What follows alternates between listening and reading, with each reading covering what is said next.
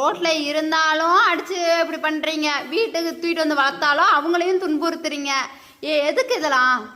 ஒன்று வீட்டில் வளர்க்க அனுமதி கொடுங்க, வீட்டில் வளர்த்தா யாரையும் துன்புறுத்தக்கூடாதுன்னு அனுமதி கொடுங்க, இல்லை ரோட்ல அவங்க சுதந்திரமா இருக்கிறதுக்கு அனுமதி கொடுங்க. இல்லைன்னா ஒரு சென்டர் கட்டி விடுங்க.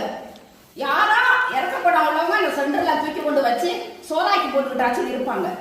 ஒரு மாவட்டத்துக்கு மாவட்டம் ஒரு ஏக்கர் 2 ஏக்கரை ஒதுக்கி விட்டு யாரும் விருப்பப்பட்டாலும் சோறாக்கி போடுறாங்க, அதை பராமரிச்சுட்டு போறாங்க. தயவு செய்து வீட்டுல வளர்க்குறவங்களையும் தொந்தரவு படுத்துறீங்க, கண்ணாப்பண்ணான்னு திட்ட வைக்கிறீங்க. ரோட்ல நின்னாலும் அடிச்சு கொள்றீங்க, கொடூரமா கொள்றீங்க. பாவம் பாவம், இது நான் சொல்லவே மாட்டேன். இது ரொம்ப பாவம். பாவத்தை நாடு சுமக்குது. இந்த நாட்டுல உள்ள மக்கள் எந்த புரியாலுமே இல்லாம வாழ்ந்துட்டு இருக்கீங்க.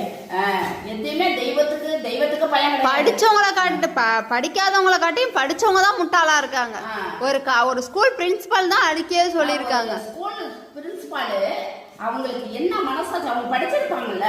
ஆரம்பத்தில இருந்து விலங்குகளை பத்தி அனைத்து உலகத்தை கரைச்சுதானே குடிச்சு ஒரு அறிஞாடியா வராங்க. அவங்களுக்கு தெரியாதா? உணர்வு தெரியவே தெரியாதா? அதுக்கு வலிக்குங்கிறது தெரியாதா? அது துடிக்குங்கிறது தெரியாதா? அப்படியே எங்களுக்கெல்லாம் ஒண்ணுமே சொல்ல முடியாம நாங்க இருக்கோம். இதுக்கு ஒரு சட்டம், சரியான சட்டத்தை கொண்டுட்டு வந்து வைங்க. எனக்கு நல்ல சட்டத்தை சொல்லுங்க, பப்ளிக்ல சொல்லுங்க. ஒரு அடிக்கிறானா அவனுக்கு 5 வருஷம் தண்டனை கொடுத்தே வெளியில விடுங்க. அதுதான் எங்களுடைய முடிவு. ரொம்ப கஷ்டப்படுதுங்க, ரொம்ப கருமாயப்படுதுங்க, ரொம்ப அநியாயமா கொல்லப்படுதுங்க. நாங்கெல்லாம் எவ்வளவு நாங்கெல்லாம் காப்பாற்ற முடியும்?